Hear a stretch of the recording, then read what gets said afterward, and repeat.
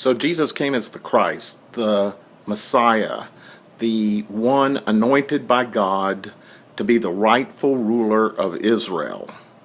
He is their king.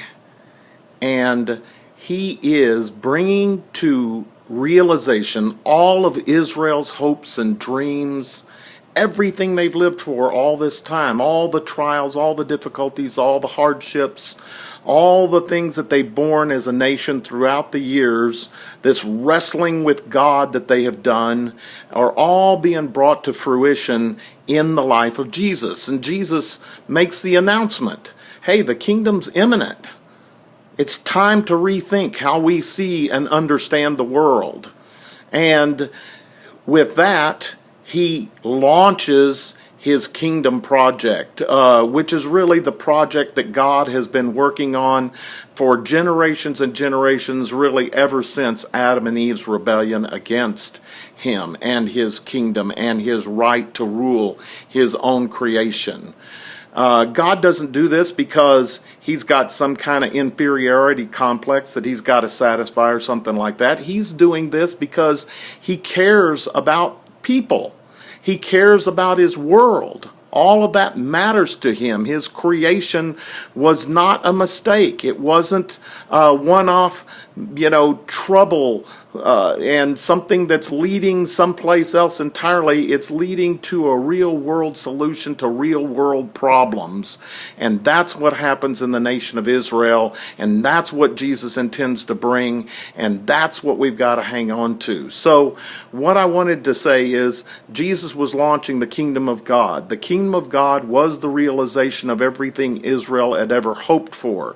Israel was not some sort of spiritualized kingdom. Yes, Israel had a set of beliefs that were spiritual beliefs, but those beliefs are the same that are shared with other nations around the world.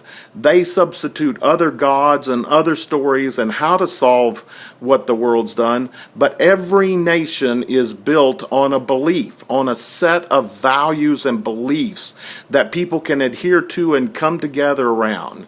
In America, we've assumed a lot of our own beliefs and enshrined them in our national monuments, in our documents, founding documents, and the founding heroes of the Republic. But you've got to understand that that's not uncommon, and it's exactly what Jesus is doing when he comes to Israel in the first century, making his announcement about the arrival of the kingdom of God in his own person.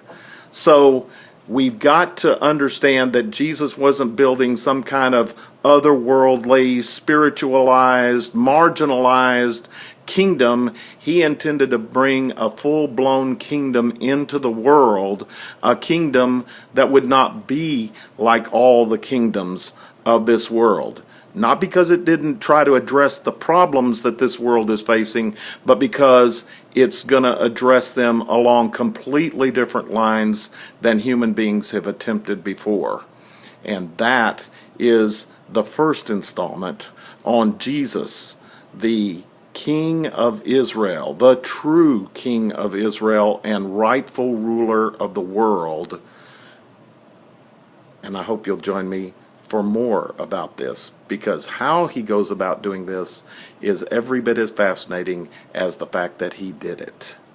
Thank you, and join me